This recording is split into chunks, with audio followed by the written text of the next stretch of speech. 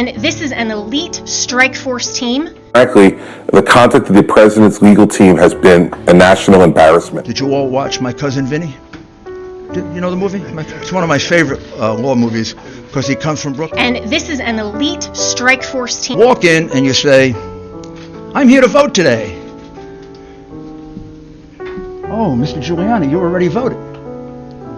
"I Quite did?" frankly, the conduct of the president's legal team has been a national embarrassment. Clearly illegal, clearly voter fraud, easily provable, hundreds of witnesses, maybe thousands.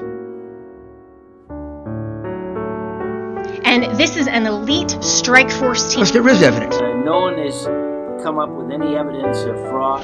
Clearly voter fraud, clearly voter fraud. The process has been in place for a long time. It works.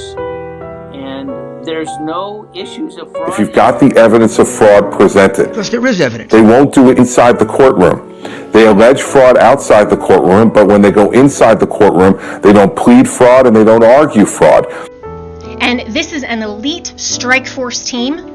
Because the only time you can ever find out if it's a fraudulent ballot is when it is looked at. You approve this, it's thrown away, gone for eternity. The only thing left is the vote. And this is an elite strike force team. One favoring one part of the state, the other disfavoring the other part of the state. That's a classic violation of the Equal Protection Clause of the United States Constitution.